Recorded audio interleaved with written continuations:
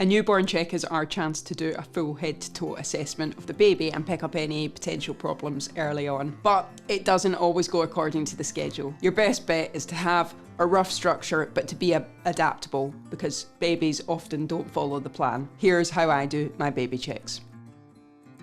Step number 1 is just to look. You can actually get loads of information about the baby before you even touch them. So have a look. Are they moving around normally? Do they have good tone?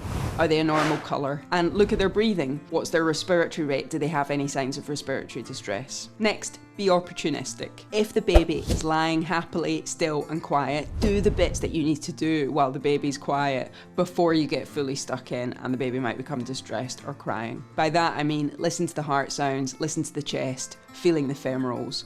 Do all these bits now if you can. We're going to start by checking the head to see if there's any facial asymmetry, are there any dysmorphic features, and have a feel of the fontanelle. Then we're going to go to the mouth. Does the baby have a good suck? Do they have a cleft palate? And to check this, you're going to actually have to look rather than just feel, so have a look with a light. Listen to the heart and the chest. Here you're going to have a listen to the 4 areas, checking for any heart murmurs and any irregularity, and you're also going to listen at the lung bases. Now you should check the femorals if you didn't do it at the beginning. Have a feel for the pulses on both sides. This can be really tricky. Babies are wriggly. It's so hard to feel the femorals while they're moving around, but just stick with it, have confidence, you will get this. Now we feel the tummy. Does it look distended? Does it feel soft? Can you feel any masses, and is there any organomegaly? That's what you need to know about the tummy. Now take a look at the baby's hands. It may seem obvious, but count that they have the right number of digits and are not missing any fingers or have any extra digits. Probably the parents will know already, but you should always check. Look at the palmar creases and check for the grasp reflex. And then do the same with the feet. Count the toes to make sure they've got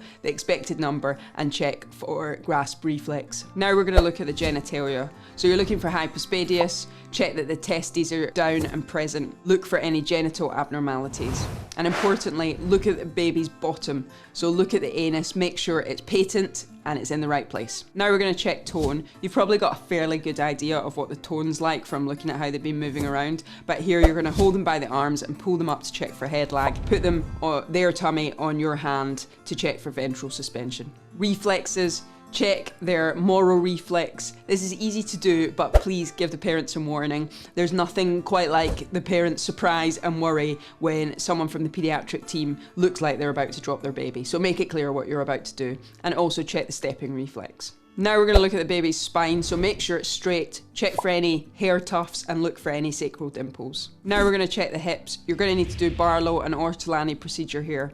This is checking to make sure in case the hips are dislocated or dislocatable. And now we're getting to the end. You want to check the baby's SATs. And most places will check preductal and postductal SATs, so you're going to do the right arm and then probably one of the legs. These should both be 95% or more, and there should be less than 3% difference between them. And finally, possibly the trickiest part of the baby check, which is the red reflexes. It seems like it should be simple, but they're often very tricky to elicit. If you're having trouble, I suggest moving the baby and their parent into a darker room. So take them into a room where you can switch the lights off. It's going to make it so much easier to see if the red reflexes are present. Follow this system, but also be adaptable, because you're going to have to be flexible to how the baby is during your newborn check. Once you've gone through all these steps, you're going to have done a full and thorough head to toe of this baby.